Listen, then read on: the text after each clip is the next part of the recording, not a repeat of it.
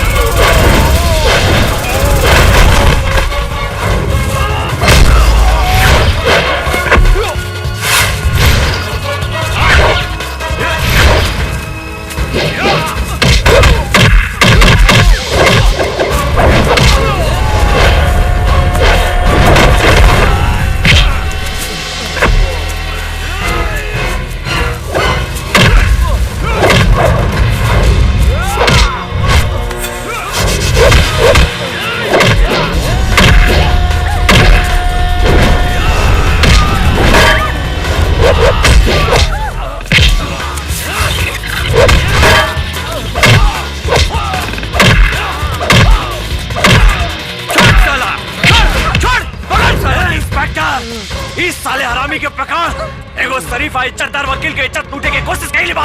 के कर इज्जत लूटे के कोशिश करत रहल, ई तो थाना में जाके पता चली। साला तू हमरा सामने हीरो बने के कोशिश करत होवे। इंस्पेक्टर साहब, एकरा के काहे पकड़दानी? अरे हमार इज्जत लूटे के कोशिश ई कइले बा, करन के छोड़ दी, एकरा के पकड़ी। चाबा तू इस शहर के डीआईजी बाड़ू कि एकरा के छोड़ के एकरा के पकड़ ली? पता बा कि एके बाड़न कि मंत्री लोटा प्रसाद के इकलौता बेटा विजय बाबू बाड़े। चिंता मत करें सरकार, ए तो रख के तो थाने ले जाके के खूब धोआ। चले चल चल साला चल, हीरो बने बाड़े। अरे विजय बाबू बाप रे बाप, उधर हमरे को मार ले रहे। चली हॉस्पिटल चली ना तो मंत्री लोटा प्रसाद हमरो लोटा उटा गुम करवा देंगे।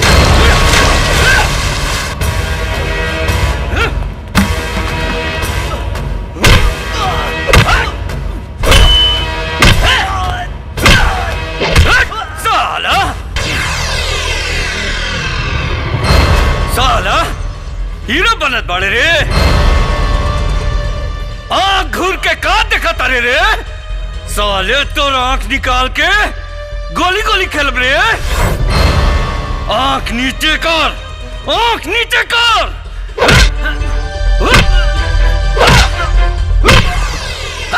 इंस्पेक्टर।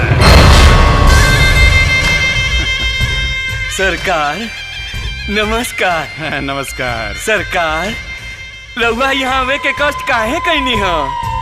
अरे कष्ट ना रे इंस्पेक्टर, कष्ट ना। हम तो ये देखे नहीं हा कि साला हमरा बेटा के ऊपर हाथ उठाए वाला कौन माटी के बनल बा। जे तरह हमार बेटा हॉस्पिटल में तड़प रहा बा, वही तरह इस साला के बयान से हम पागल खाना में तड़पत देखे के चाहता नहीं। पागल खाना में। चिंता मत करी सरकार, कल सुबह तक ले इस साला पागल खाने में ही होगी। हमार टिक की कसम, हम तोरा के माला माल कर दें। इस साला के पागल खाना भेज दे। चले। अरे वकील साहिबा नमस्कार।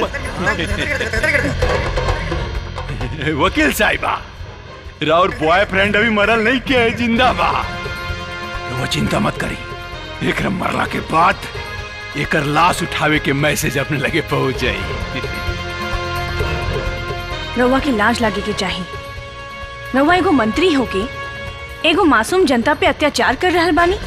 अत्याचार? अरे अत्याचार तो हम पूरा देश पर कर रहल बानी मंत्री बन के वकील साहिबा जी। अरे वो साला के मासूम कहतानी, मासूम जनता है, एक नंबर के हरामी है इस साला। अरे हमरा बेटा पर हाथ उठैले बा, हमरा लोटा प्रसाद मंत्री के बेटा पर। जब हमरा बेटा के तरफ के आंख उठावेला नु तो साला के आंख फोड़ देवे। ई तो साला हमरा बेटा के मार मार के अस्पताल पहुंचेले बा।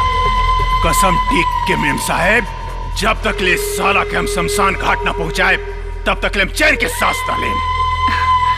एक नौबत ना आई मंत्री जी। अच्छा?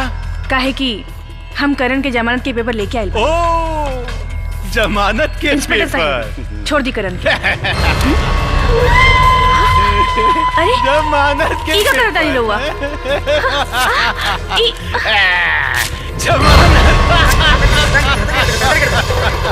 जमानत जमानत। ए वकील साहिबा, राउर करण के फैसला हमरा अदालत में हो चुकल बा। सजाए मौत। इंस्पेक्टर, इस साला के कुत्ता के मौत मार के एक लाश मैडम जी के हवाले करते हैं। मंत्री, ये तू अच्छा डिसीजन ले लिया साले। ना तो अगर हम जिंदा बच गई नहीं तो तुहार पेट फाड़ के भूसा भर देम। कुत्ता जब पागल हो जाला नु तब बहुत भौंकेला। अब पागल कुत्ता का इलाज हमरा लगे बाटे। चल पागल। इंस्पेक्टर छोड़िए मत साला के।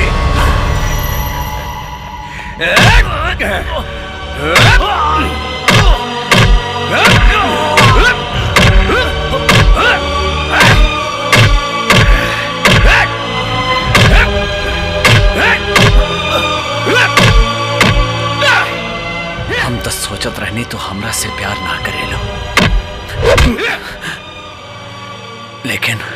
लेकिन अब हमरा बुझाता के तो हमरा से बहुत प्यार करेलो।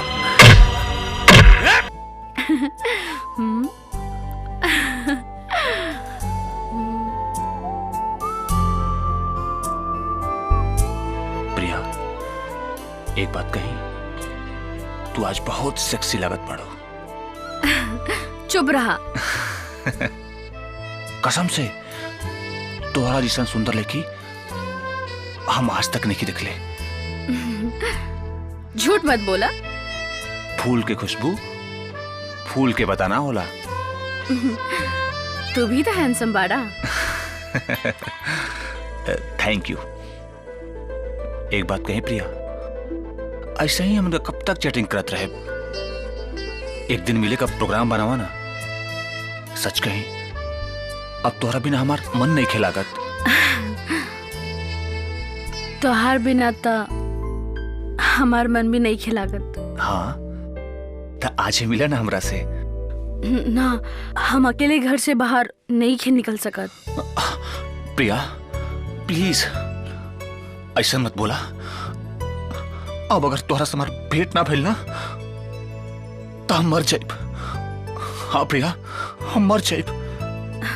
तू हमार बात काहे नहीं खबुजत? दीदी हमेशा हमारे साथे रहेली और हमरा के कॉलेज भी दीदी ही लेके जाली।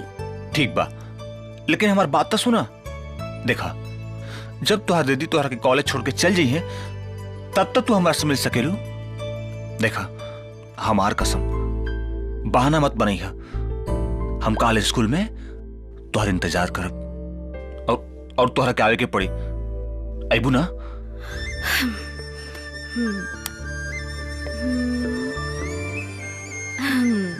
यस।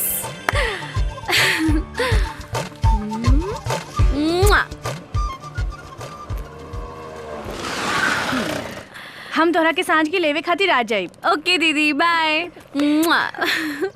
By by.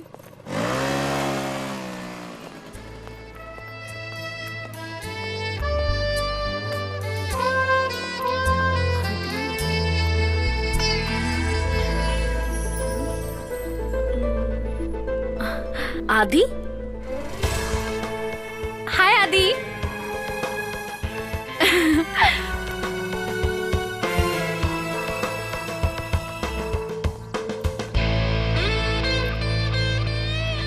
हाय। हाय।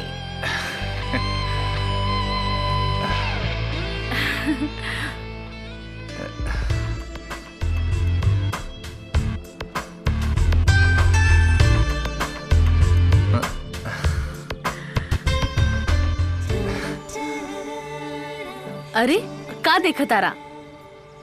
सचमुच आज ऐसा बुझाता कि स्वर्ग से कोनो परी जमीन पर उतर के हमरा सामने खड़ा हो गई भैया।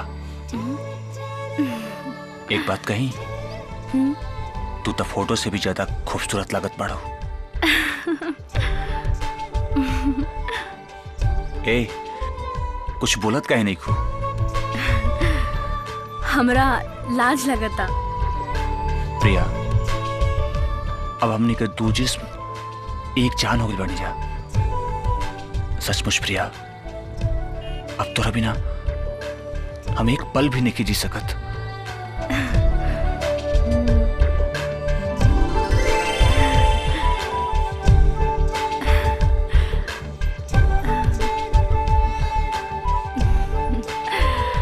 Priya, I love you.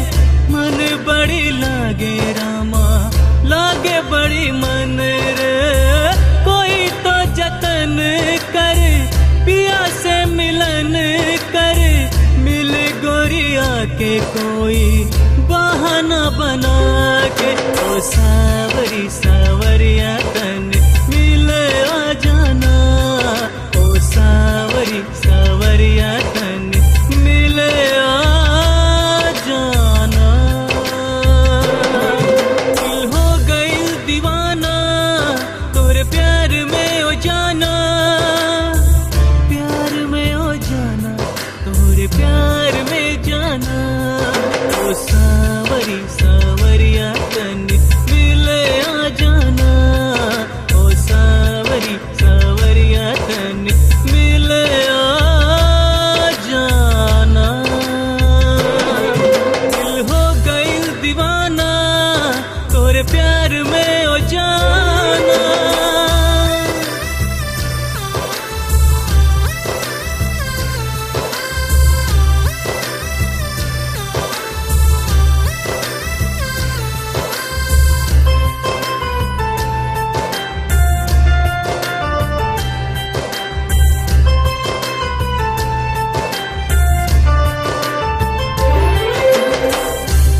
से मिलन के प्यास बड़े दिल के डर नहीं के देखा गोरी मिला हमसे खुल के। प्यार के रंग में रंग जा तू ऐसे मेरा दीवानी जैसे मोहन के रंग के। दिल हो गई दीवाना तोरे प्यार में ओ जाना, प्यार में ओ जाना, तोरे प्यार में जाना, प्यार में ओ जाना, तोरे प्यार में जाना। ओ सावरी सावरिया तन मिले आ जाना, ओ सावरी सावरिया तन मिले आ जाना। रानी तू अकेले आवतारू? प्रिया कहाँ बिया? प्रिया अभी तक ना आइल? ई बात तू हमरा से पूछे तारू? हमेशा तो तू ओकरा के साथे लेके आवेलू। माई हम कॉलेज लेट से पहुंचनी तब प्रिया के कोनो अता पता ना रहे, तो हम सोचनी कि वो घर आ गई होगी। 6 बज गई, कहाँ गई होगी। हम ओके फोन। दीदी प्रिया तू कहाँ रहलू अब तक? सॉरी दीदी, हम अपन सहेली के घरे चल गए रहनी। कम से कम तोहरा फोन तो उठावे के चाहिए, तोहर मोबाइल बिना लागत रहे। तोहरा के ई नहीं के समझ में आवत कि तू लइका ना लइकी हो। समय से आवे की चाहिए तोहरा। तोहरा अगर कुछ हो गए तो हमने के का होई? माई हो गई। देख प्रिया, आज के बाद ऐसी गलती ना होके के चाहिए।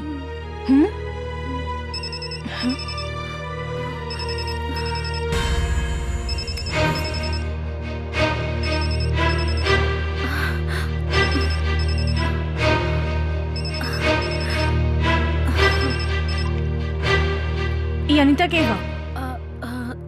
दीदी ओ हमार कॉलेज के सहेली है, ओकरे मिस कॉल है। जा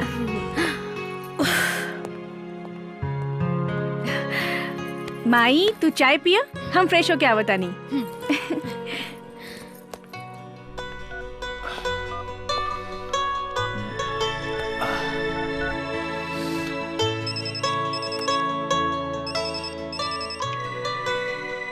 आदि प्रिया तू हमार फोन काहे ना उठावत रहलू? सॉरी आदि, वो कहा नु सामने माया दीदी खड़े रहली नु यही से, लेकिन आज हम बच गई नी। काहे कि तोरा नंबर हम अनीता के नाम से सेव कर ले बानी, नहीं तो आज हम पकड़ा जाती। सच तू रूपवान का साथ गुणवान भी बाड़ू। एक बात कही, अब तक तोरा बिना एक पल भी अच्छा नहीं लागत। प्रिया ऑनलाइन आवा ना। हाँ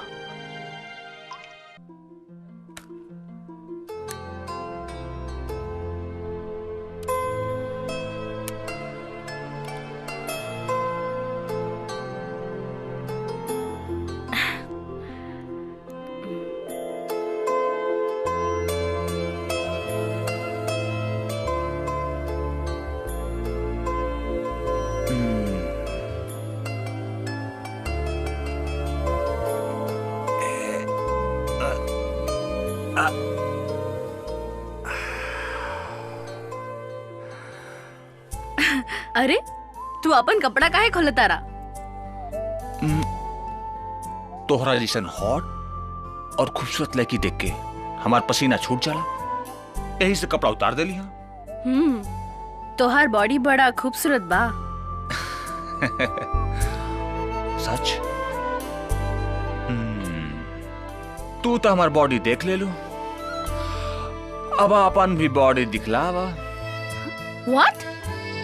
अरे जब हम कपड़ा खोल सकत नहीं तो तू काहे नहीं खोल सकत? हमरा लाज लगता। लाज? अरे हमरा आगे कैसन लाज? देखा, यहाँ सिर्फ हम बड़े और तू बड़ो।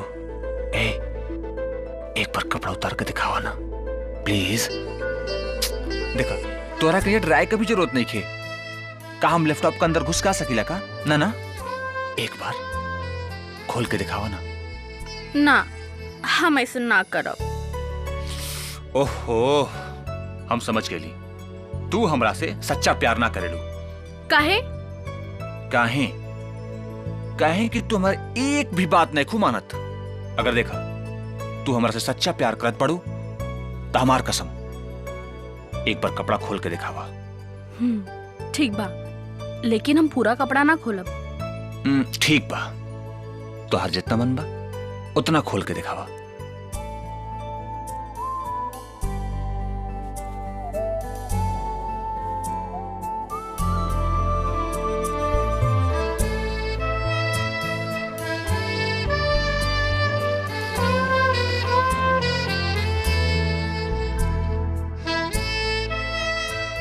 हो गए?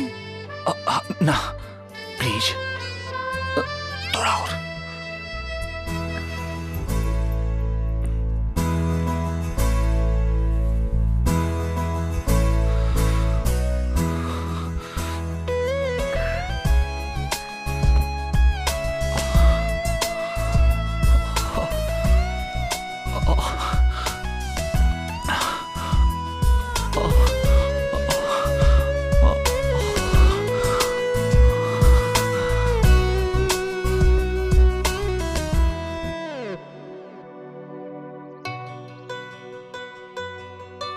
प्रिया, एक बात कही? बोला ना। अब तोहरा बिना हम नहीं जी सकत। चल हम इनके ब्याह कर ले जाओ। ये नहीं की हो सकत। जब तक हमार दीदी के ब्याह ना हो की आदि, तब तक हमनी के ब्याह नहीं की हो सकत। पता ना कब तुहार दीदी का ब्याह हुई, और तुहार दीदी का ब्याह ना हुई तो का हमनी का कुआरे रह ऑप्शन? तो का करी? तो चला हमनी के भाग चल जाओ। मतलब हमनी का यहाँ से कहीं दूर भाग चल जाओ, जहां हम होखम, तू होखबू, और एक प्यारा सा छोटा सा हमनी का घर होखे। ऐसा नहीं हो सकत आदि। अगर ऐसा नहीं हो सकत तो हम यहाँ खाई में कूद के अपन जान दे दे। आदि, बच्चा जैसे बात मत कर। तू जाना तारा कि हम अपन दीदी अमाई के नहीं ही छोड़ सकत। ओहो, तब समझ में आइल कि तू हमरा से ज्यादा अपन माई और दीदी से प्यार करेलू। लेकिन हम कुछ नहीं जानत। आज रात 12 बजे घर के बाहर तोहरा हम इंतजार करब। आदि, प्रिया, हम तोरा से बहुत प्यार करेला, बहुत प्यार। और हम तोरा कितना प्यार करब कि तू अपन माई और दीदी का प्यार भुला जाइबू। हाँ प्रिया, आई लव यू प्रिया। देखा, हम जाता नहीं, लेकिन हाँ, रात वाला बात याद रखिए। और अगर तू ना आयलू तो सवेरे तो हर घर का सामने हमार लाश मिली।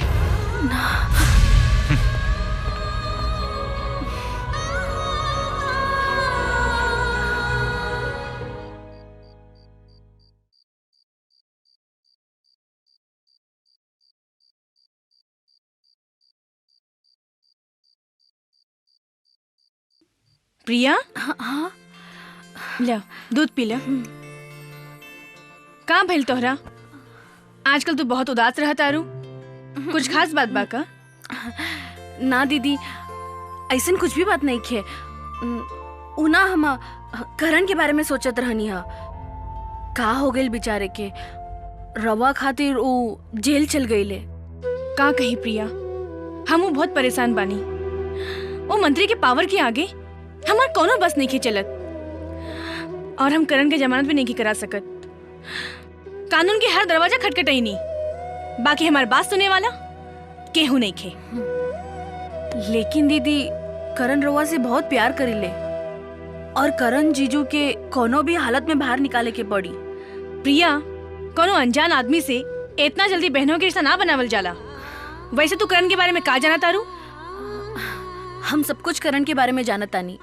करण रवा से बहुत प्यार करेनी, और दीदी रवा भी करण से जल्दी बिया कर ली। प्रिया, आज की दुनिया में कोनो अनजान लड़का पे विश्वास ना करे के चाहिए। तू भी अनजान बाड़ू, ये दुनिया के विषय में तोरा कुछ पता नहीं खे। देख, बाप मातारी आपन मर्जी से जवन शादी अरेंज करेला, ओकर तो बातें कुछ और होला। और एक बात आपन जीवन में हमेशा याद रखी है, कब वो जोश में आके कोनो अनजान लड़का साथे आपन होश मत गवई है, ना तो बहुत पछताए के पड़ी। हाँ, और हमनी के लड़की है सन, एक बार इज्जत चल गई तो दोबारा लौट के ना आई। हाँ, खैर बहुत रात हो गई बा, अब तू सो जा। Good night. Good night.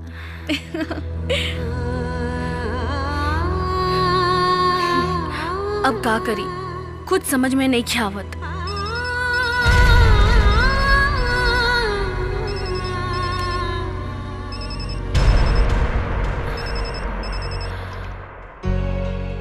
आदि, हम तोरा के आखिरी बार फोन करता नहीं। अब तू बोला, हम एक शब्द ने तोरा से सुने के चाहता नहीं। आईबू कि ना आईबू, यस या नो? आदि, बोला बोला ना। ओ, हम समझ गए। एकर मतलब तोहार प्यार एगो नाटक बा।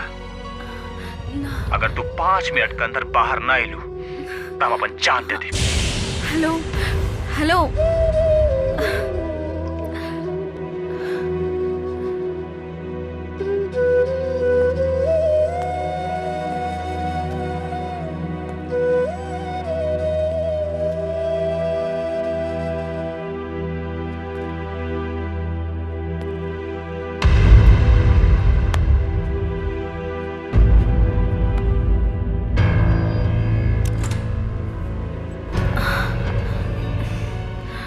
आदि, प्रिया, आई लव यू प्रिया।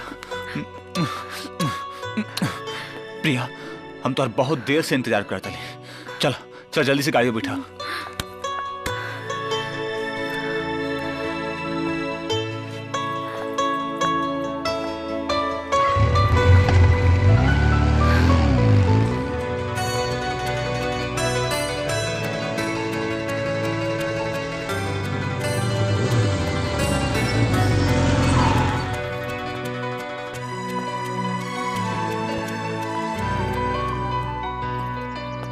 अरे आदि, का हो? अरे दोस्त रोहन। अरे आदित्य, अचानक कैसे आ गिला? दोस्त, हमने के साथ कुछ मजबूरी बा। खैर छोड़ा, ही देखा हमारा वाली पत्नी प्रिया कह रहा। प्रिया, ये हमारा दोस्त रोहन। हाय। हेलो। दोस्त, एगो हम बहुत बड़ा प्रॉब्लम में फंस गए बनी, यही से तोरा से हमरा की मदद चाहिए। ऐसा बात काहे करता आदित्य? हम तुम्हार दोस्त हैं। अगर तू जब कहबा हम तोहरा लिए अपन जान दे सकता नहीं। दोस्त, जान देवी का कोनो जरूरत नहीं की। बस 1-2 दिन खातिर तोहरे घर में हमनी के रहे खातिर जगह चाहिए। 1-2 दिन लगा? अगर तू कहबा तो जिंदगी भर ला अपन घर तोहरा के दे सकता नहीं। तोहने सबन दूर से आइल बाड़ा, जाके फ्रेश हो जा।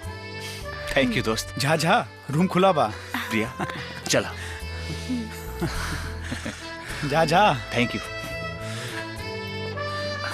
आदि, हमरा कुछ समझ में नहीं क्या आवत। देखा प्रिया, तू चिंता मत करा, बस हमने का आज भर यहाँ रह के ओकरे बाद हम अपन मम्मी पापा के बुला के तोरा से शादी कर ले। ओके अब ठीक बा, चला।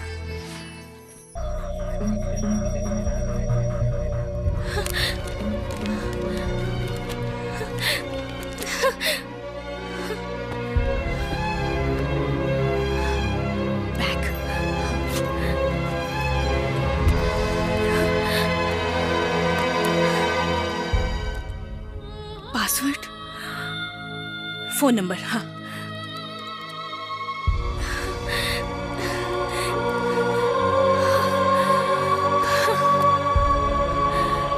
अब क्या करी प्रिया?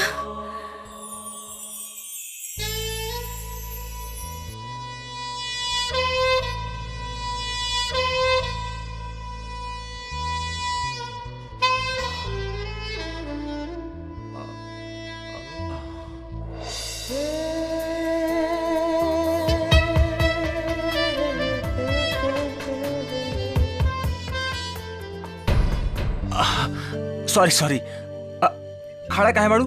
आओ आओ बैठा।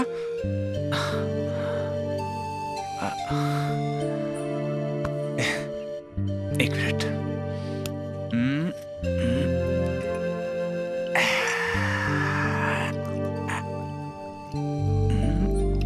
या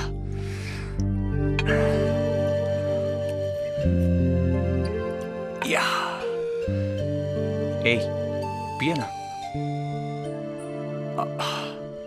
हम समझाते हैं तोहरा के माई और दीदी का याद आता ना, पीला सब टेंशन दूर हो जाए। ए पिया ना प्लीज, कुछ ना हुई, पीला पीला। यस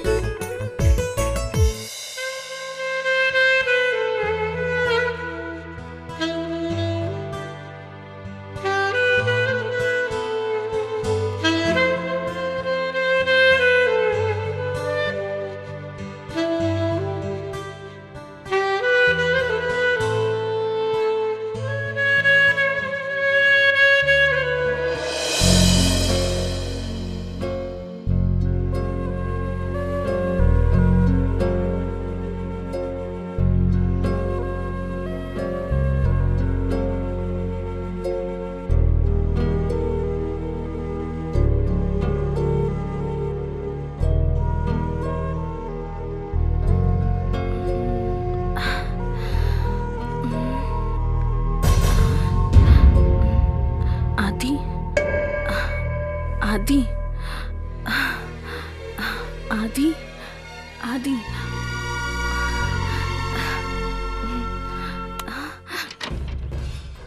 आदि आदि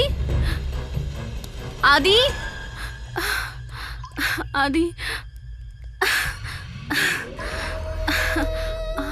आदि आदि रोहन। अरे प्रिया का भाई? रोहन आदि कहाँ गए? यही कहीं गए होई, काहे घबराताड़ू? ना हम ओकरा के सब जगह खोज लहनी, वो हमारा कहीं नहीं खिलौकत। हम ओकरा के कॉल भी करत तानी ता ओकर मोबाइल स्विच ऑफ आवता। कहीं कहीं हमरा के छोड़ के तो ना चल गई। ऐसा कबहू ना हो सकत। आदि ऐसा लड़का नहीं खे, वो तोहरा के जान से भी ज्यादा प्यार करेला। तू आराम से बैठा, चिंता मत करा।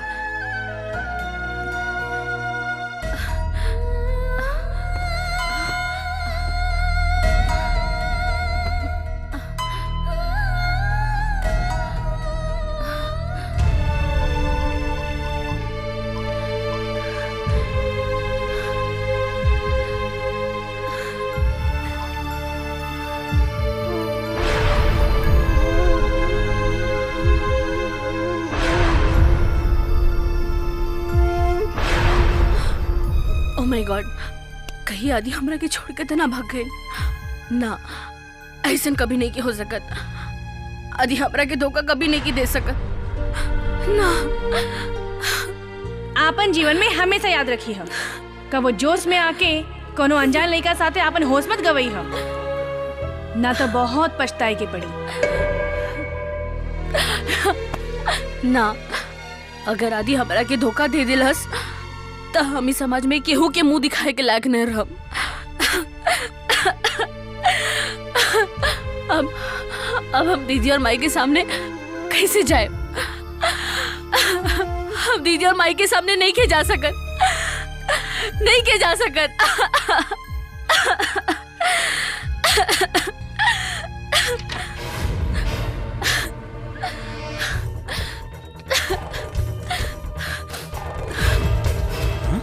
ये कहाँ जाती है? प्रिया, ए प्रिया, रुक जा। अरे रुका तो नहीं। छोड़ दे हमरा के, छोड़ दे। ये क्या करता हूँ? आत्महत्या कर जाता हूँ? हाँ, हम आत्महत्या करे जाते नहीं। आदि हमरा के धोखा दिला सा, अब हमरा सामने मरे के सिवा कोनो रास्ता नहीं के। छोड़ दे हमरा के। उस दिन लेखा बात मत करा। अगर वो तोहरा के धोखा देलस तो जिंदगी वही जा खत्म ना हो जाला। आगे भी तोहरा जिंदगी है, तू सोच ला। आत्महत्या कायर करेला, कायर। हाँ प्रिया, आत्महत्या कायर करेला। तो हम का करी? अब तो हम अपन माई और दीदी के भी मुंह दिखावे के लायक ना रह गई। अगर तू चाहत बाड़ू, हम तो हर जिंदगी के सफर में हम तो हर साथ दे सकता नहीं। तोहरा से सच कहता नहीं, जकरा के जाय के रहल ते गइल। तू हमरा पे यकीन करा, हम तो हर साथ कबहू ना छोड़म। एक बार खाली तू हमरा यकीन करा, खाली एक बार। ना, अब हमरा मर जाते विश्वास नहीं के। ठीक बा, कौनो बात नहीं खे। पहला तू घर चला।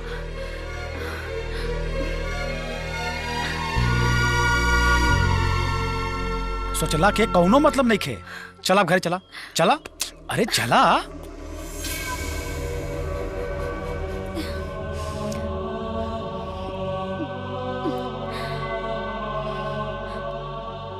पता चलल प्रिया के? माई, प्रिया की कोनो पता ना चलल। ओकर फोन भी नहीं की लागत। समझ में नहीं आवत वो हमनी के छोड़ के कहाँ चल गई बिया। मन तो करता कि आत्महत्या कर ली। आखिर हमनी से ऐसा कौन गलती हो गई जेकर सजा प्रिया हमनी के दे रहल बिया? का समझ में नहीं आवत का करी। आखिर हमने के गरीब आदमी की इज्जत से बड़ा और कौन चीज होखेला? ए दुनिया के हमने कैसे मुंह दिखाएम सन? माई, रहुआ चिंता मत करी। प्रिया से लड़की नहीं खे, वो कबो कोनो गलत कदम नहीं खे उठा सकत। हो सकता कि वो अपन कोनो सहेली के घर गले होगी। हाँ माई, रहुआ चिंता मत करी, सब ठीक हो जाए।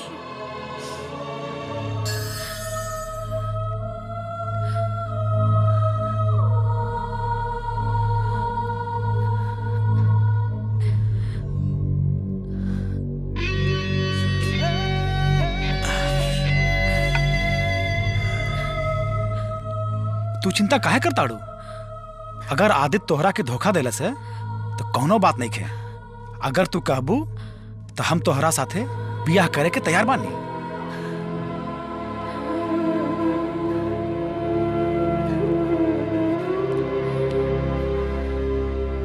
हम सच कहता नहीं, तोहर साथ हम अभी बियाह करे के तैयार बानी। तू टेंशन मत ला। चला, ई पीला, तुहार टेंशन खत्म हो जाए। पीला, प्लीज पीला। अरे पीला।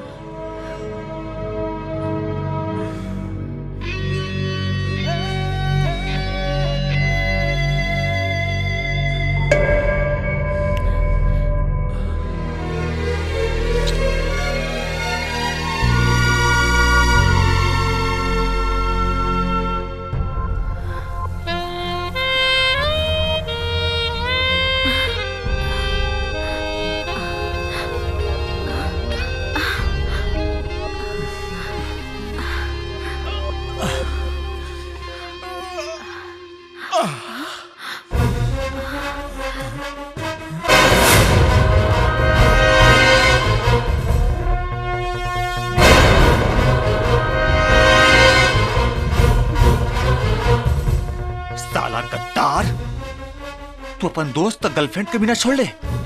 छी, तू तो दोस्ती के नाम पर कलंक पड़े, कलंक। और तू हमरा से तुहार शरीर का प्यास ना बुझल, तेगो गैर मर्द के साथे रंगरेलिया मनावे लगलू। हम तपन बियाह खातिर सामान खरीद के रहल, का तू हमरा खातिर एक दिन इंतजार ना कर सकत रहलू? एक दिन? धिक्कार बा तोहरा पर, धिक्कार बा। यही से तोहरा जैसा लड़की के लोग वैश्या कहला, वैश्या। तोहरा के दूसरा के साथ मुंह मरवा में बहुत मजा होइला ना, तो ठीक बा। यही से अपन एगो दोस्त के लेके आइल बानी।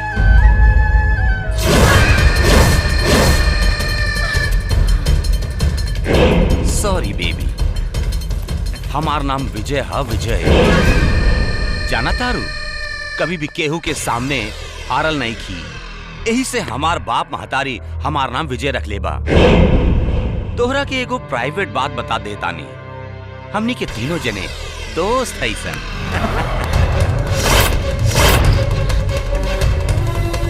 तोहार दीदी हमरा के एगो बलात्कार केस में 7 साल के सजा दिलौले रहली, लेकिन हम तो 7 दिन में बाहर आ गई नी।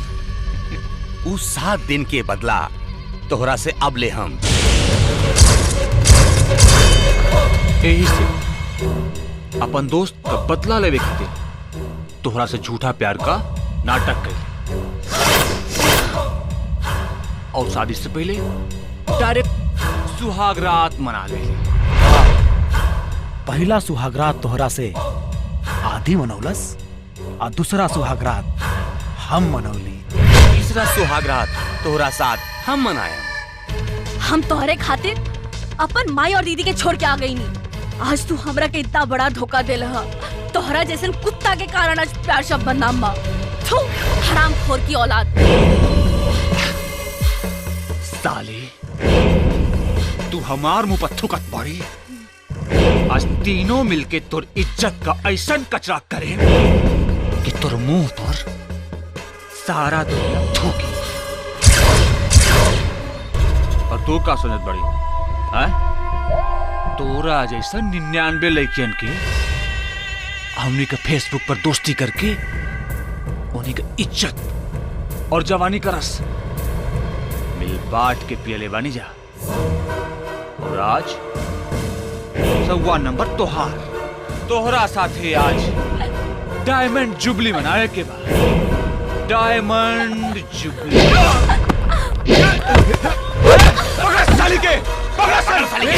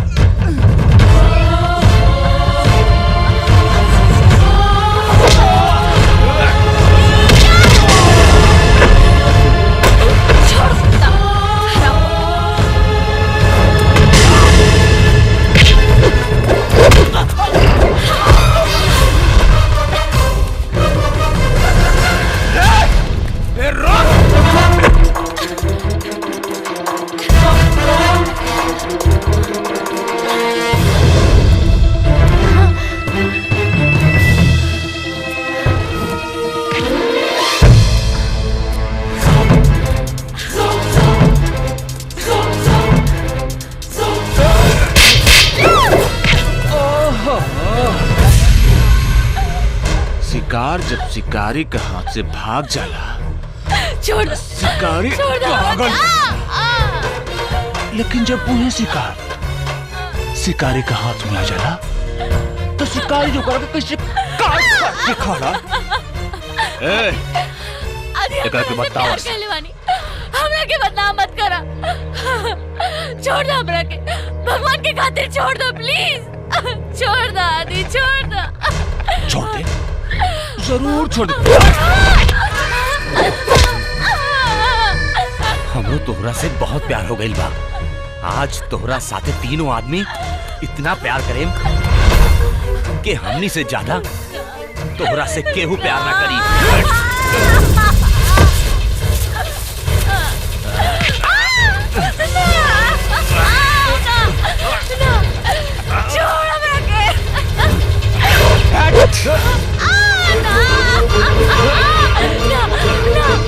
अरे का छोड़ दे, हमरा के तो दे ही दिले बाड़ू। तने बार दोस्तों के चुमा दे ना।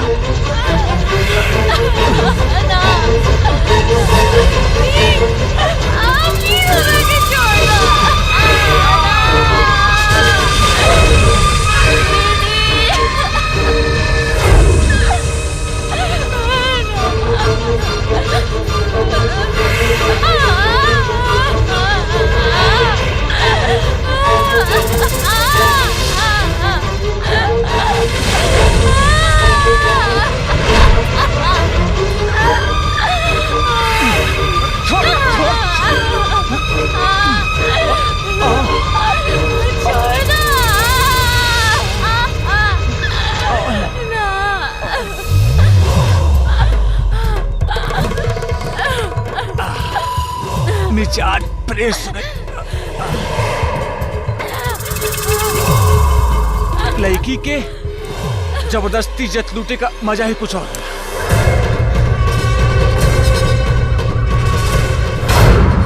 झातिया मर गई। चलो चला चला चल।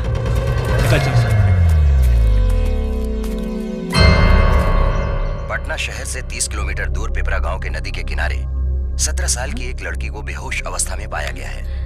पुलिस अधिकारियों का कहना है कि लड़की के साथ बेरहमी से बलात्कार करके फेंक दिया गया है। प्रिया, उसे पटना हॉस्पिटल में एडमिट किया गया है।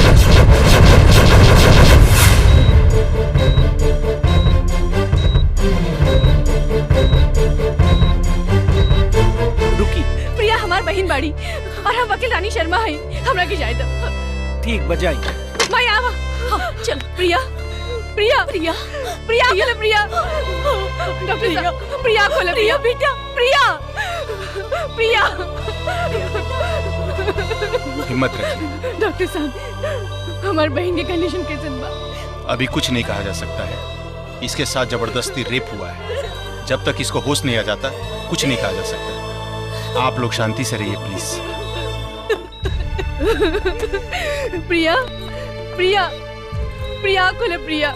मैं देखा ना। प्रिया, प्रिया बेटा, प्रिया, प्रिया खोले प्रिया, प्रिया।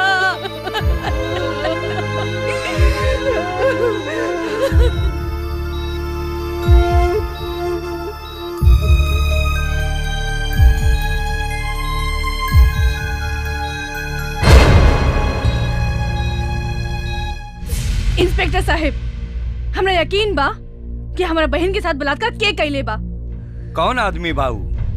रउआ बोली, हम खुद ओकरा के पकड़ के लेके आई।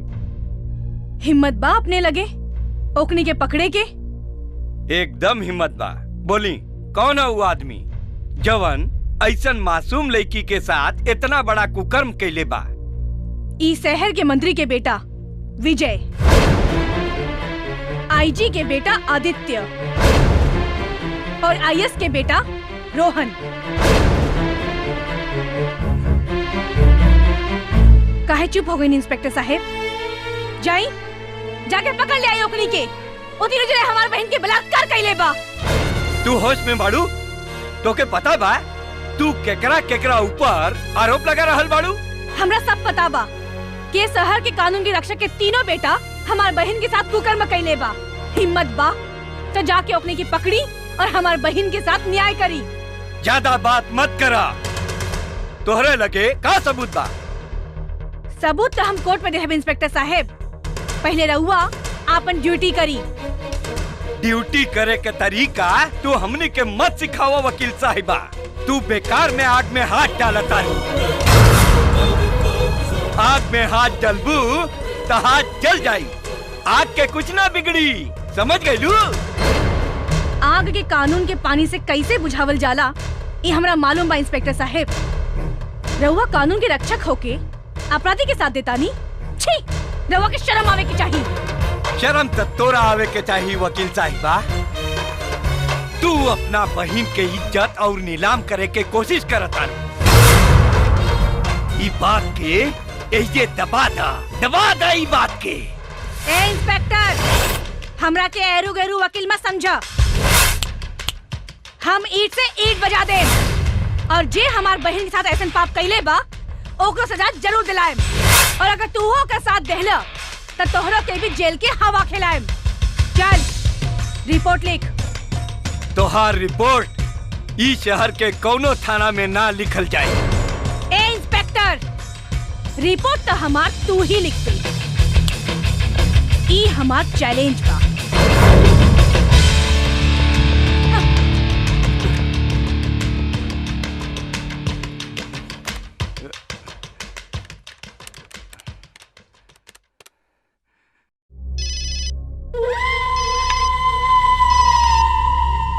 साला दरोगा के कोनो कामे नहीं के।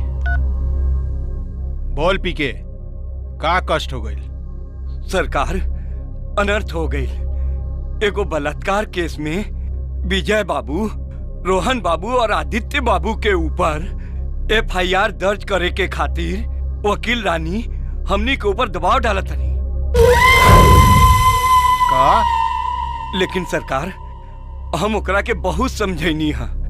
उ माने के तैयारे नहीं की होगा। 1 मिनट होल्ड कर। विजय, इंस्पेक्टर का बोला था? कौनो लड़की के साथ बलात्कार के लिए तू? ना बाबूजी, वो थोड़ा सा एंजॉय कहीं नहीं बाबूजी। बेवकूफ कहीं का। अरे जवान बढ़ी, गलती सही होत रहेला। जब बलात्कार कैली तो ओकरा जिंदा छोड़ला का जरूरत रहे? ओकरा के मार के फेंक देती। हमनी के तो ओकरा के मरल समझ के छोड़ देनी बाबूजी, लेकिन वो कोनो बात नहीं के। चुप रहा, कोनो बात नहीं के। ए इंस्पेक्टर। जी सरकार। अरे ही हमार बेटा हा, बलात्कार के लगता का होगा? ओकरा के 2-4 लाख दे को मुंह बंद करा दे। ना सरकार, ऊ कौनो ऐरू गैरू लड़की नहीं खे। इस शहर के सबसे बड़ा वकील बिया। वो हमरा के चैलेंज दे के गइल बिया। ए साला इंस्पेक्टर, वो वकील नु बिया। बाग नेखे नु कोनो जंगल के जे हमरा बेटा के हमरा खा जाई हैं? तोरा से कुछ ना हो। पैसा में बहुत दम बा। हम देखा तानी वो हमार बेटा के का उखाड़ लेतिया।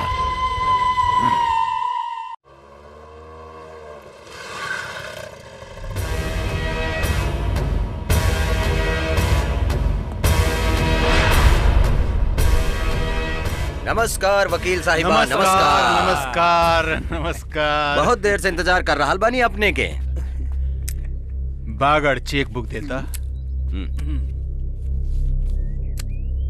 वकील साहिबा, ये ब्लैंक चेक है। इमे रउआ जितना पैसा चाहिए भर ली कि राउर 7 पुस्तक बैठ के खाए। लेकिन हमनी गरीब आदमी के बेटा के छोड़ दी। पैसा के खातिर तोहनी अपन बहिन मातारी देश ईमान के बेच सकत आ रहो, बाकी हम अपन इज्जत नहीं की बेच सकत।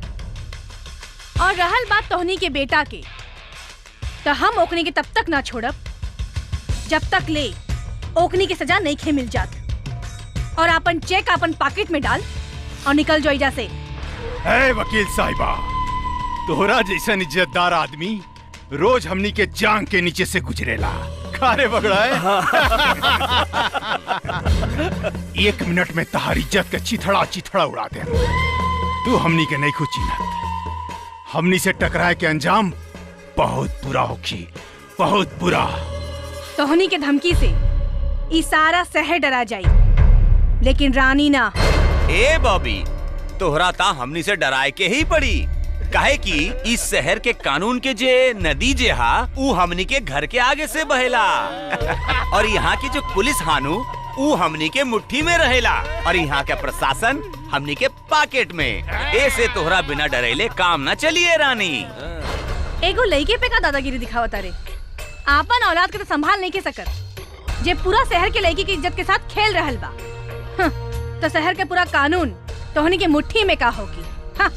अरे उम्र के कसूर बा वकील साहिबा, उम्र के कसूर। नौजवान लड़का बड़ा सन, आज जवानी में तक गलती सलती हुई जाला।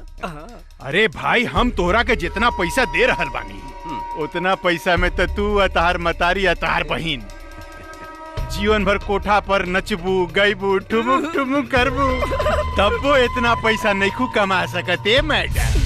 रे भड़वा, एक मतलब ई कि तू अपन बहिन मातारी बेटी के 100 आदमी के साथे सुता के ई पैसा लेके आइल बाड़े। तो एक बात कान खोल के सुन ले, ई भड़वागिरी के पैसा से तू हमनी के इज्जत और ईमान नहीं के खरीद सकत, बुझला? ए वकील, हमने क्या तो भड़ुआ कह ली? हाँ, अब देख तू भड़ुआ के कमाल। तोहरा और तोहरा बहिन के हमने के दलाली करेम सन। आज दिन में 100 गो ना 1000 आदमी के साथे सुताई। और तोहार बहिन जे तरे हॉस्पिटल में छटपटा दिया नु, वही तरे तू हमनी के चारों के चंगुल में छटपटाई पे। शांति शांति भाई, शांति बागड़। कलेक्टर साहब शांति। अरे बेचारी के बहन के इज्जत के वाट लागल बा हो, तही तक खिसेबे करी। एकर बहन जिंदगी और मौत के बीच छटपटा रहल बिया, तो एकर तक खिस लहरबे करी। लेकिन हमरा मालूम बा ई बहुत समझदार वकील बिया, ऐसन कोनो काम ना करी जैसे हमनी के इज्जत के वाट लागी। है वकील साहिबा, हम जाते जाते वो तोहरा के मशवरा देके जाता कि हम को नऊ लौटाना है जेकरा के लोग खेत में लेके जाला आ धोए के काम करे। अरे हम मंत्री लोटा प्रसाद जेकरा नाम से सारा पार्लियामेंट ही लेला। तनी सोचा, जब तारा बहिन के साथे हमनी के 3 गो बेटा मिल के ही हालत कर देहलास, तो जब तोहरा साथे 100 गो आदमी सूती ते तहार हालत का होई। चला तानी, सोच समझ के कोनो कदम उठैया, ना तो बहुत पछताए के पड़ी। चला लोगन, प्रणाम। नमस्कार। नमस्ते। नमस्कार। ए मंत्री, हम हूँ एक मशवरा दे दानी तोहरा के।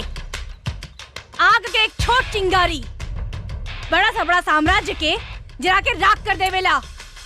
एगो छोट चीटी बड़ा से बड़ा हाथी के मार देवेला। यही से और के कबो कमजोर मत समझी हो। जे तरह आज हम अपन बहिन के हालत देके झटपटा रहल बानी, ओही तरह तू लोग एक दिन अपन बेटा के हालत देके झटपटाई बे। जब कुत्ता पागल हो जाला नु तो बहुत भौंकेला, आज जब औरत पागल हो जाला नु तो बहुत चिल्लाला।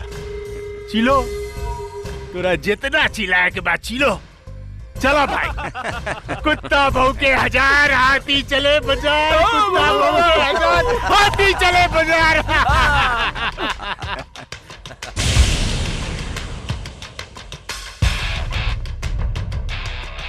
अच्छा जी, हाँ, हो जाए हो जाए।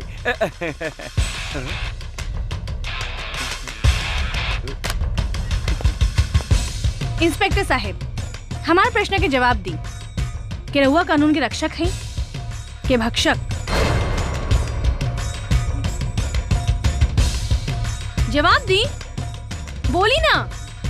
सरकार रहुआ के ड्यूटी करे के पैसा देवेला या दलाली करे के? राव जिम्मेवारी का है? बोली, जवाब दी। राव ड्यूटी का है? बोली ना। अब अपने के प्रश्न के का जवाब दिया? ये तो सारा देश जानेला। हमनी के जनता के सेवक हैं, जनता के रक्षक हैं। अच्छा, अगर रहुआ जनता के रक्षक हैं, तो आज तक ले मंत्री, आईएएस और आईजी के बेटा के विरुद्ध एफआईआर दर्ज काहे ना कईनी है? जवाब दी इंस्पेक्टर साहब कि एकरा प्रेशर की वजह से रहुआ हमार बहन के बलात्कार के केस दर्ज ना कईनी। हमरा ऊपर कोनो प्रेशर ना बा रानी जी। बोली रानी जी, अपने के बहन के साथे के बलात्कार कैले बा? रिपोर्ट लिखवाई। इंस्पेक्टर साहब, हाँ हाँ, हम कहले रहनी नु कि आपन बहन के बलात्कार के केस हम रउवे हाथ से ही लिखवाए। अब बोली, मंत्री IGIS के बेटा के अरेस्ट करें कि ना? रानी जी अब तक करही के पड़ी। और एक बात सुन ली, अगर 24 घंटा के अंदर ये तीनों बलात्कारी के अरेस्टिंग ना भइल तो राउर लोग के कैरेक्टर ब्रेकिंग न्यूज बन जाई।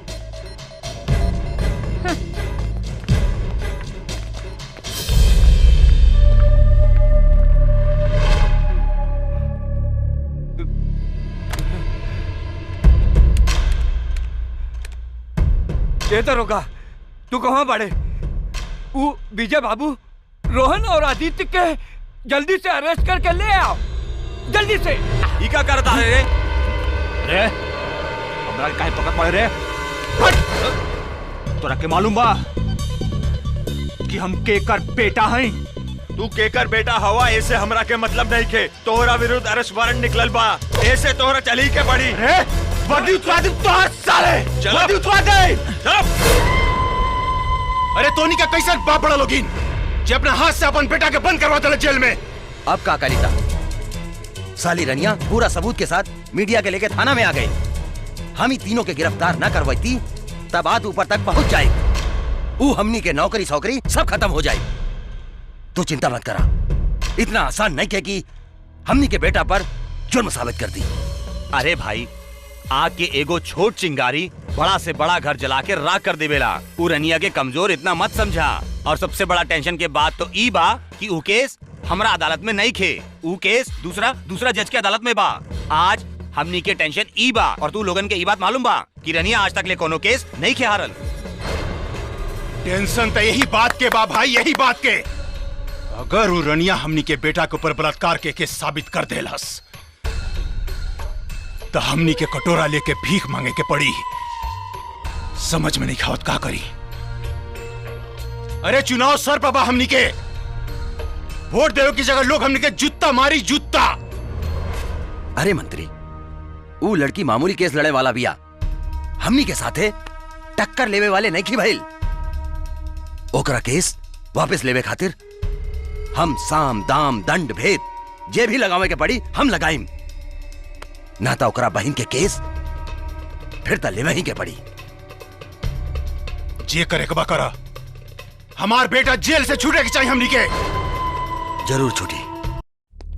योर ऑनर, मेरी काबिल वकील साहिबा रानी जी जो अपनी बहन की फोटोग्राफ्स आपको दिखा रही हैं, इसमें सिर्फ इनका एक ही मकसद है, वो मेरे क्लाइंट्स के प्रति आपके मन में घृणा पैदा करना चाहती हैं। और ये आप भी जानते हैं योर ऑनर कि फोटोग्राफ दिखा के किसी को दोषी साबित नहीं किया जा सकता है। इसलिए अपनी काबिल दोस्त से ये रिक्वेस्ट करना चाहता हूं, वो अदालत का वक्त जाया ना करें, ठोस से ठोस प्रमाण पेश करने की कोशिश करें।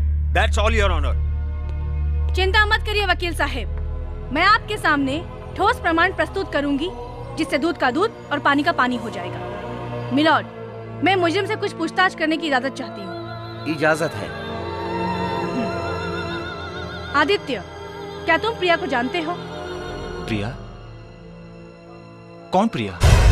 हम कोनो प्रिया के नहीं जानत। तुम झूठ बोल रहे हो, तुम प्रिया को जानते हो। मिलॉर्ड, 20 दिसंबर 2012 के शाम 7 बजे से लेकर 18 फरवरी 2013 के रात 10 बजे तक प्रिया और आदित्य में ऑनलाइन चैट होता था।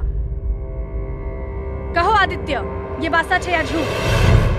ऑनलाइन चैटिंग करत हुई है तो हम कभी कभार जवाब दे रहे हुई। ऑनलाइन ही नहीं, तुम्हारी प्रिया से फोन पे भी बात होती थी, जिसका प्रमाण है ये कॉल डिटेल। मिलॉर्ड, 18 फरवरी 2013 की रात 10:12 पर पहला कॉल और फिर 10:22 पर दूसरा कॉल करके आदित्य ने प्रिया को भागने पर मजबूर किया, क्योंकि उसके बाद प्रिया का फोन बंद हो गया। और 2 दिनों बाद इन तीनों बलात्कारियों ने प्रिया का मिलकर बलात्कार किया। ये सरासर झूठ है योर ऑनर। ये मेरे क्लाइंटों को फंसाने की कोशिश कर रही हैं। ये महज एक संजोग की बात है। जिस दिन मेरे क्लाइंट और प्रिया के बीच में बात हुई थी, उस दिन वो अपने किसी बॉयफ्रेंड के साथ भाग गई थी, क्योंकि जिस दिन प्रिया के साथ बलात्कार हुआ था, उस दिन मेरे तीनों क्लाइंट पटना में महिला दिवस के उपलक्ष्य में सम्मानित किए जा रहे थे। और ये है उसकी वीडियो रिकॉर्डिंग जो हजारों कार्यकर्ताओं के सामने शूट की गई थी। ये सब बकवास है मिलॉर्ड। मिस्टर वकील साहब, आप किन लोगों को बचा रहे हैं जो इस समाज के लिए कोड़ है? आप ये मत भूलिए कि आज जो कांड प्रिया के साथ हुआ है वही कल आपकी बहन बेटी के साथ भी हो सकता है। इसलिए अन्याय का साथ छोड़िए और न्याय का साथ दीजिए और इन बलात्कारियों को सजा दिलवाने में मेरी मदद कीजिए। आप शायद ये भूल रही हैं कि ये स्टेज नहीं है जहां आप अपना भाषण झाड़ रही हैं। ये अदालत है, अदालत। यहाँ पर जज्बातों की नहीं, सबूतों की जरूरत पड़ती है, समझी? योर ऑनर, वकील साहिबा ने अभी तक जो भी सबूत अदालत में पेश किए हैं ये सब झूठे और बेबुनियाद हैं। अब मैं अदालत के सामने कुछ ऐसे सबूत पेश करने जा रहा हूं जिससे ये साबित होता है कि प्रिया एक आवारा और बदचलन किस्म की लड़की है। योर ऑनर, ये डीएनए रिपोर्ट बिहार के सबसे बड़े डॉक्टर की रिपोर्ट है। इसमें साफ लिखा गया है कि जो वीर्य प्रिया के शरीर में पाया गया है वो वीर्य मेरे क्लाइंट के वीर्य से बिल्कुल भी मैच नहीं करता है। इसलिए मेरी अदालत से रिक्वेस्ट है कि मेरे क्लाइंट्स को बाइज्जत रिहा किया जाए। That's all your honour. सारे गवाहों और बयानों को मद्देनजर रखते हुए अदालत इस नतीजे पर पहुंची है कि वादी ने प्रतिवादी पर जो आरोप लगाए हैं वो बेबुनियाद है। इसलिए अदालत विजय कुमार, रोहन शर्मा और आदित्य पांडे को बाइज्जत बरी करती है। जियो मेरे दोस्त, मजा आ गई। हमने का जीत हो गई बाबूजी। अरे जीत हो गई। हम कहत रानी ना तोहरा के कुछ ना होई। हमनी के जीत गई नहीं।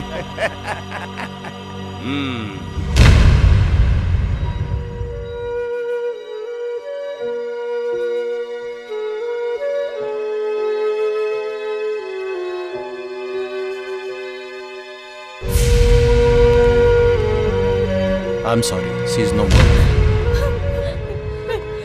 प्रिया, ए प्रिया, प्रिया खोल, प्रिया खोल, प्रिया, प्रिया, प्रिया, प्रिया, प्रिया, प्रिया, प्रिया, प्रिया, प्रिया, प्रिया, हमारी बहन।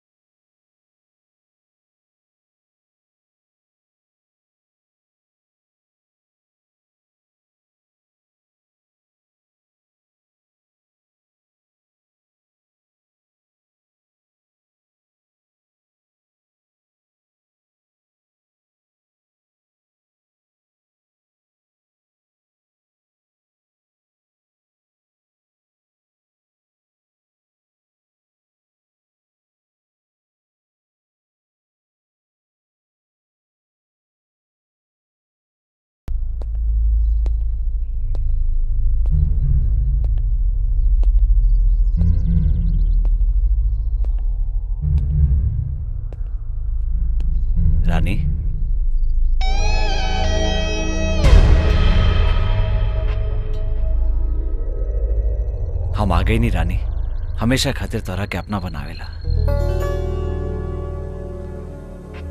तू अपने जान से भी ज्यादा हमरा से प्यार करेलू, ये हमरा मालूम बा।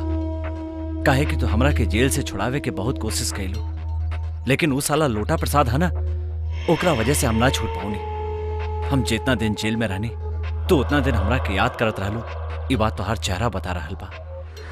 लेकिन अब इस दुनिया के कोनो भी ताकत हमनी के अलग नहीं के कर सकत।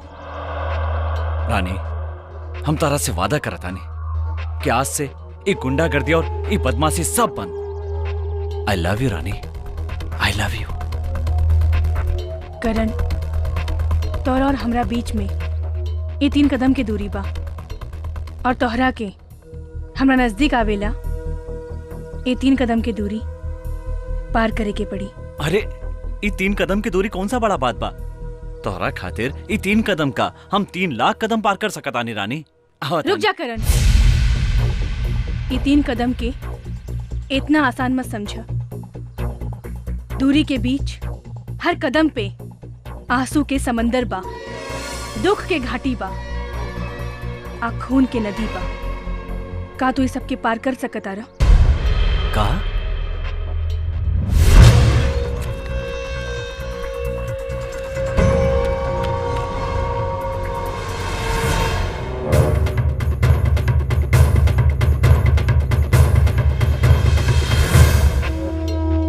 तो हर कदम के बीच में ये 3 गो फोटो बा। ये तीनों जने के तो हर जिंदा हमरा हवाले करे के पड़ी। और जवन दिन तू एक एक आदमी के हमरा हवाले कर देबा, ओ दिन हमनी के बीच के दूरी खत्म हो जाए। अरे हमरा रहते हुए ये तीनों के तोहरा का जरूरत बा? ये तीनों जने के बराबर तो हम अकेले बानी। बस एक बार करेजा से लगाला। तोहरा हमरा करेजा से सटावेला ये दूरी पार करे के ही पड़ी, और ये तीनों जने के हमरा हवाले करे के पड़ी। और जवन दिन तू इन तीनों के हमरा हवाले कर देबा, ओ दिन से हम तोहार हो जाए।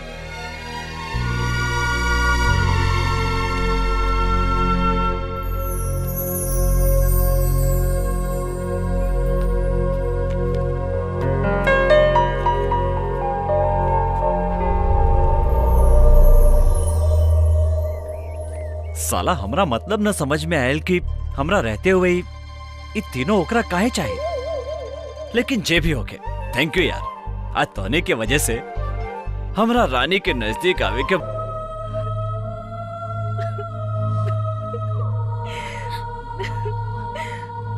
बेटी, अभी शहर में रहल ठीक नहीं खे। सारा शहर में इज्जत के ओर लाग गइल बा। हे राक्षस सबन हमरा बेटी के हमरा से छीन ले लेसन।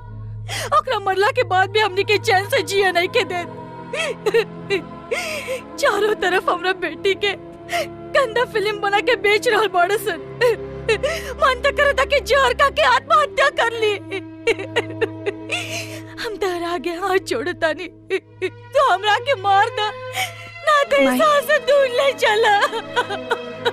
माही चुप हो जा माही, हमने के कहा जाइसन माही, कहा ये तेरे शरीर के परछाई आदमी के पीछा ना छोड़ेला। वही तरह जब औरत के ऊपर एक बार बदनामी के दाग लाग जाला तो वो परछाई बन के पीछा करत रहेला। हमनी के कहा जाइसन माई, कहा हमार बेटी के बेइज्जत भी कैले सन, ओकर जान भी ले ले सन। आज हमनी के समाज में मुंह दिखावे के काबिल भी ना छोड़ले सन। ये समाजी कानून आज हमनी के मजाक उड़ा रहल बा। बतावा इस हाल में अब कैसे जी? कैसे जी? माई हिम्मत मत हार माई, दुनिया की अदालत से भी बड़ा भगवान की अदालत होकेला, जेकर फैसला दुनिया के कोनो ताकत नहीं के तोड़ सकत। भगवान के घर में देर बा अंधेर ना, और हमार प्रिया के न्याय जरूर मिली, जरूर मिली। कैसे न्याय मिली? ऐसन बुझा था कि हर जगह हमार बेटी हमने से पूछ दिया। हमार मदद क्या करी? हमने के कमजोर बानी, असहाय बानी, हमने के मदद क्या करी? हम करें आत्महत्या अपने लोग के ना ओकनी के करे के पड़ी जौन रवा लोगन के जिंदगी के नर्क बना देलस। इस शहर से ओकनी के भागे के पड़ी जौन रवा लोगन के जिंदगी के दुख के लहर में समा देलस। रानी तू इतना बड़ा बात हमरा से लुकाउलू? अरे हम गुंडा आई, बदमाश आई, लोफर आई, लफंगा आई, लेकिन गद्दार ना आई। हम तोरा से प्यार कइले बानी, कोनो सौदा ना। आज हम अपन प्यार के कसम खा के कहता नहीं कि वो तीनों के ऐसन मौत मारब कि मौत भी कांप जाई। ना करण ना, तू ओकनी के कुछ न करब। तू ओकनी के जिंदा हमरे हवाले करब। वादा करा हमसे, वादा करा। हम तोरा से वादा करत आनी रानी कि वो तीनों के हम तोरा हवाले जरूर करें।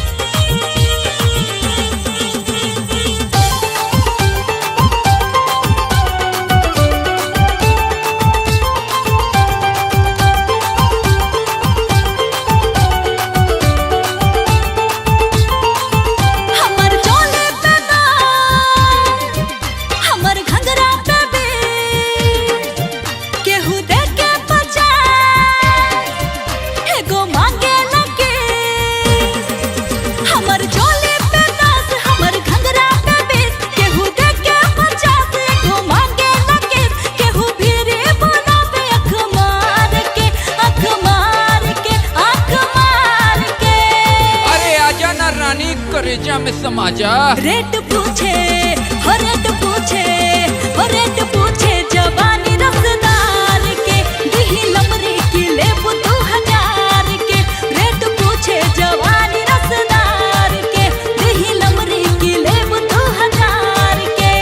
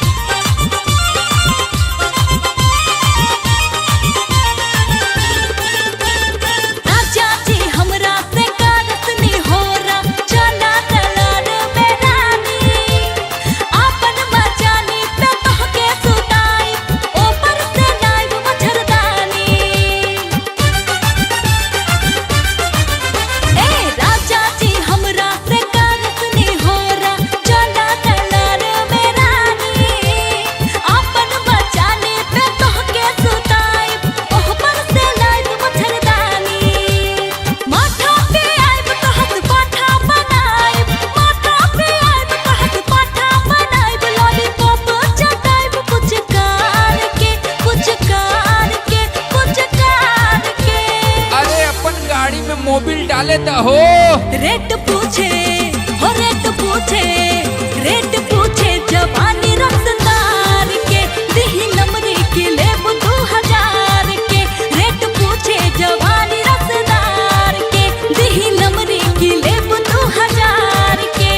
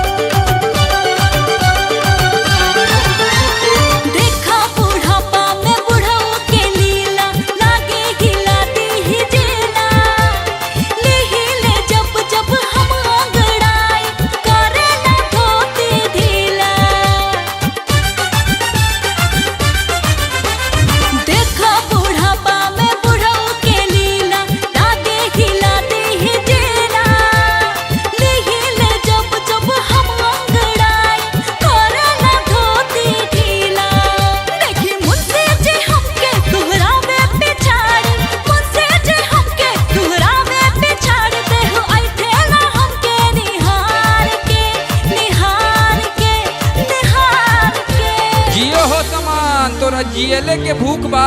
रेट पूछे हो रेट पूछे, रेट पूछे जवानी रफ्तार के, दिही नमरी के लेब 2000 के। रेट पूछे जवानी रफ्तार के, दिही नमरी के लेब 2000 के।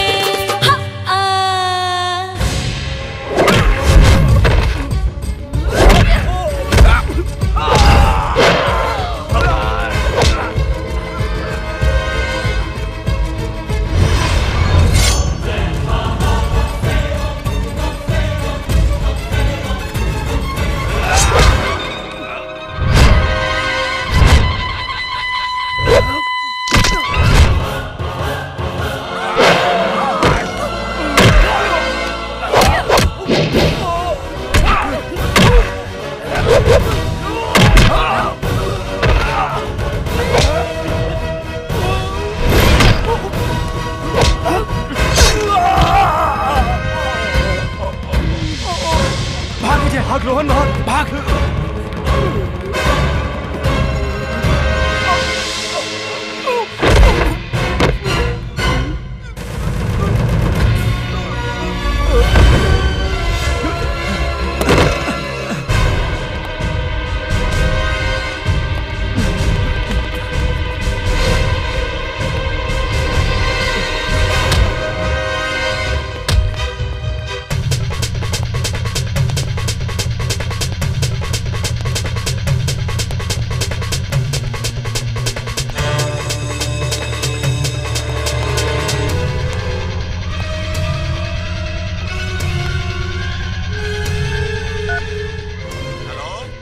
बाबूजी, हाँ बेटा, हमनी के रनिया जिंदा ना छोड़ी। क्या बात करता रहा? हमनी के बचाई बाबूजी। वो ज्यादा कि साले कहीं छुप गए। कब तक छुपाई साला?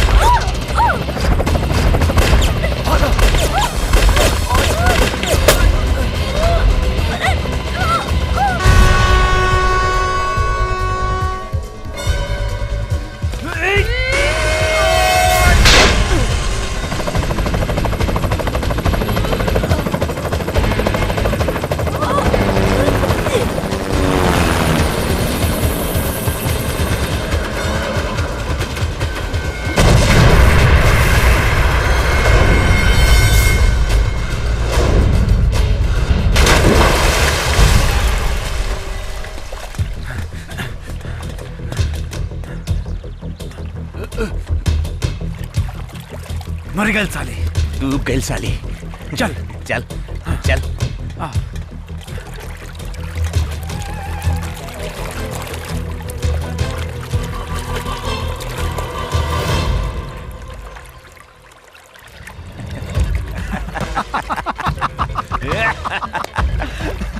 मर गए दोनों। मर गए सन।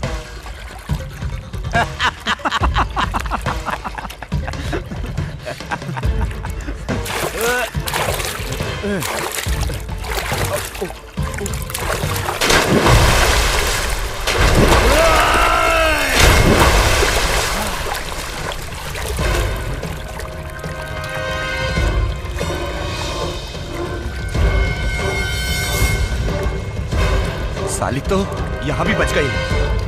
अब हमारा हाथ से ना बची। साली की यही गाड़ दे।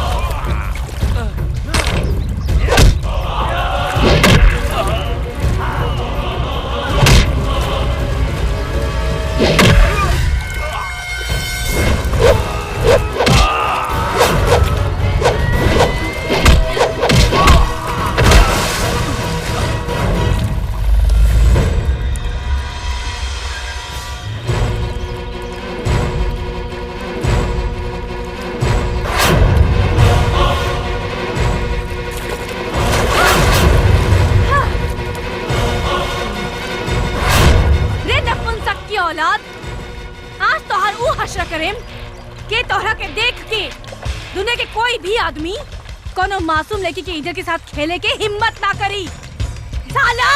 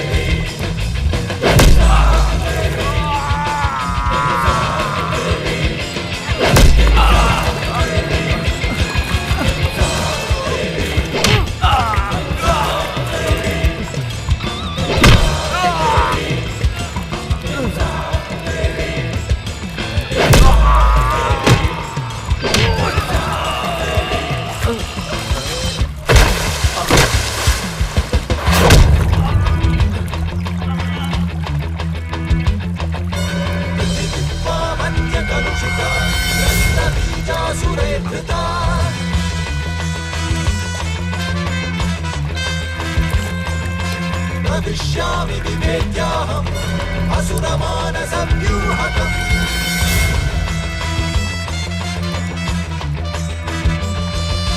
हनामि असुरान् एतान् रुधिरगुल्मान् दुष्कृतान्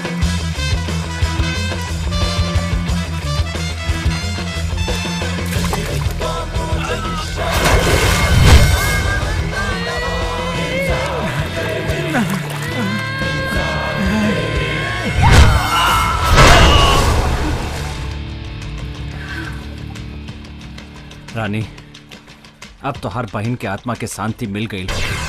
ना करण, हमार बहन की असली कातिल अभी जिंदा बा। आदित्य।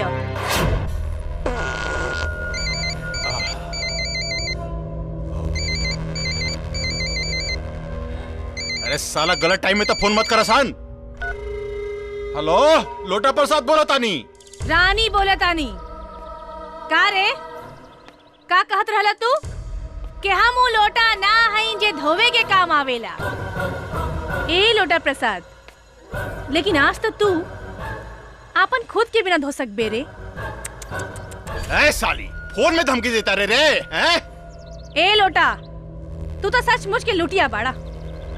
उठे के कोशिश मत कर, तोहर पिछवाड़े बम राखल बा। ओकर रिमोट तू जे पर बैठल बाड़ा ओही में फिट बा। अगर उठले त छिटा जाइबे। रे बचाओ से रे यार, अनिया बम दे ले बिया रे, कोनो बड़ा से रे, हमरा के बचाओ। ए लुटिया प्रसाद, चिल्लो मत। अब तो हम तोहरा के जवन समाचार सुनावे वाला बानी वो सुन के तोहर हाथ फेल हो जाई। तोहर घर के चिराग विजय के हम हमेशा खातिर ऊपर भेज देहनी। का? तू हमारे बेटा के मार देली?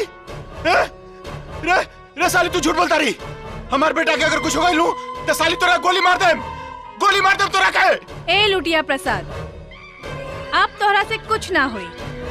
एक काम कर, अब जिंदगी भर बैठ के रोवत रह।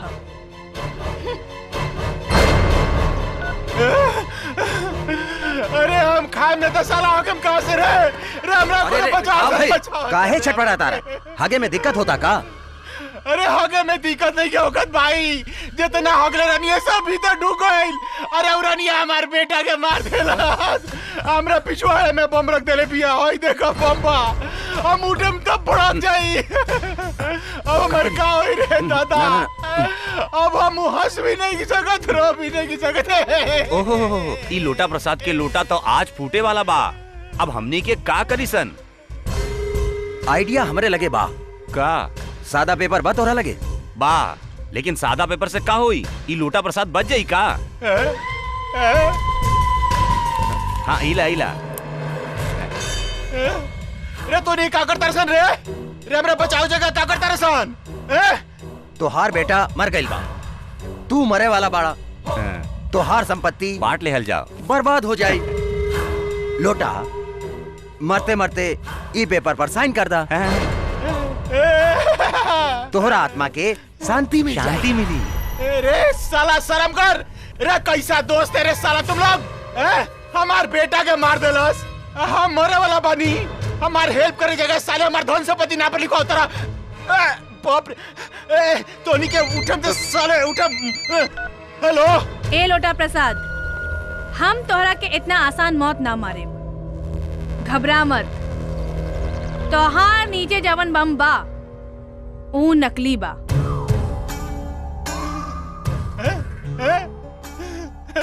हम बच गई नहीं। हमार बेटा उन्होंने हमारा बेटा के मार दिला, हमार बेटा के मार दिला। अब हम कैसे जी? हम चिंता मत कर, कैसे जी? सब ठीक हो जाए। हम कैसे जी? हमार बेटा के मार दिला ओकरा के जिंदा नहीं छोड़ेंगे, ओकरा के चाल से मार लगवा, साली के जिंदा नहीं छोड़ेंगे। बाबूजी अंकल का भाई बेटा, का भाई? अंकल रानी रोहन और विजय का नदी में डूबा हमारे बेटा के मारे हो दिया। बड़ी बात है साली के जाके।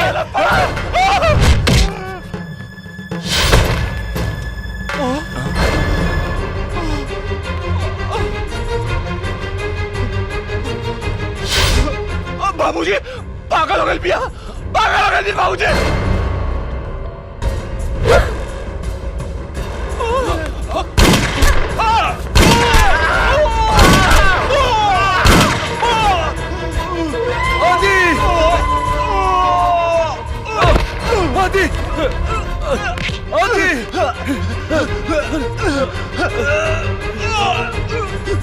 हमारे बेटा कहाँ हो गए? तो रखे कहाँ हो गए? इंस्पेक्टर गोली मार दो सारी के। इंस्पेक्टर ना, ए पकड़ के।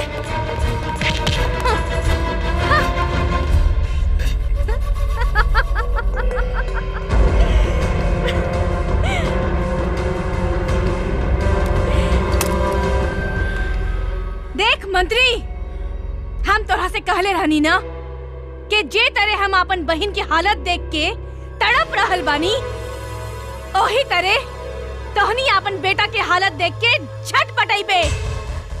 आज हम तोहनी के मुंह में आग देवे वाला के कुत्ता के मौत मार देहनी। आज हमार बदला पूरा भई। आज हमार बहन के आत्मा के शांति मिल गई। ए शांति के बेटी, तोहरा के इतना आसान मौत ना हमनी के घर के चिराग के छीले बिया, हमार बेटा के मरले बिया। एकरा के आसान मौत नहीं के मारे के, तड़पा तड़पा के मारे के बस साली के। रे साली, जे तर तोर बहन के तड़पैले बानी नु, ओ से भी बदतर मौत तोहरा के देम। तोहरा के जेल में सड़ा सड़ा के मारे। ले चल एकरा के।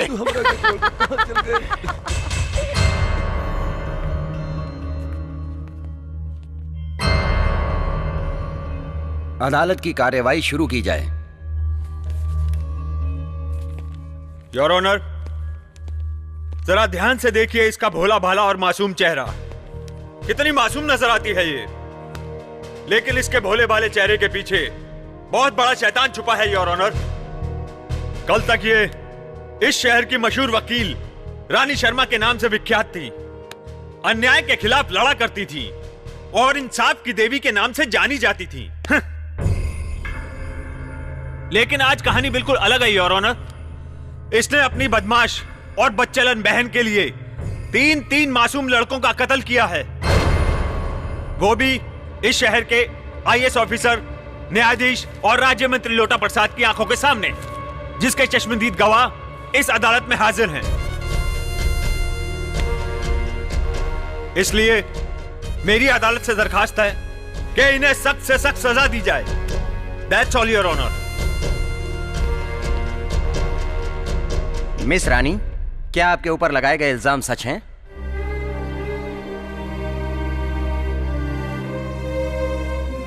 आपको अपने बचाव में कुछ कहना है?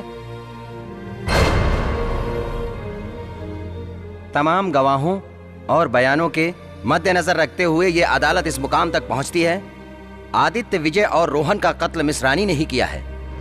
इसलिए यह अदालत दफा 302 के तहत रानी शर्मा को मुजरिम करार देते हुए उम्र कैद की सजा मुकर्रर करती है। Court is adjourned.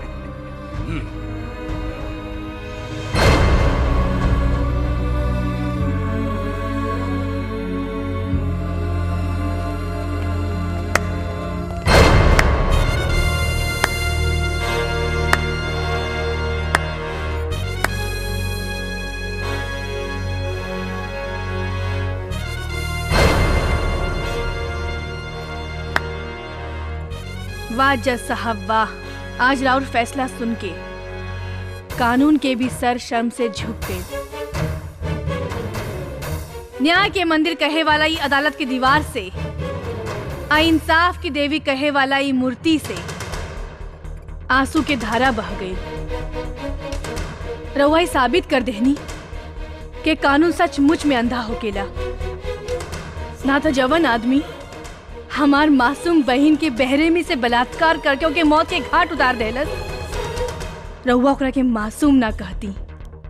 लेकिन धन और पावर के आगे कानून शर्मसार हो गई। जवन तीनों हत्यारा के कानून मासूम कहता, वो मासूम ना राक्षस रहे। लेकिन कानून ओकनी के सजा देवे की जगह बाइज्जत बरी कर देलस। कहे कि हमरा लगे ना धन रहे ना पावर। जज साहेब, हम वो राक्षस के मरनी हम जेकरा वजह से शहर के सैकड़न लड़कियन की जिंदगी बर्बाद हो गई। लेकिन वो तीनों हत्यारा से बड़ा हत्यारा हमरे सामने बैठल बा, जो ऐसन कचरा के पैदा कैलस।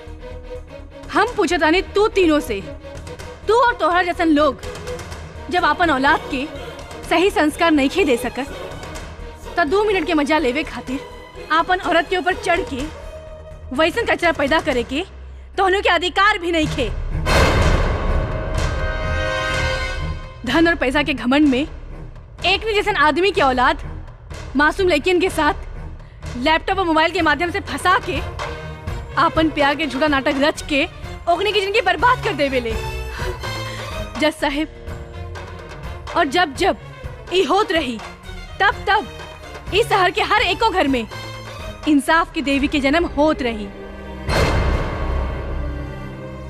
रउआ तो अपन फैसला सुना देनी जज साहेब, लेकिन आज हम अपन फैसला सुनावतानी। काहे ना वो जड़ के खत्म कर दिहल जाओ, जेकरा वजह से आदित्य, रोहन और विजय जैसन कुकर्मी धरती पर जन्म लेवेले।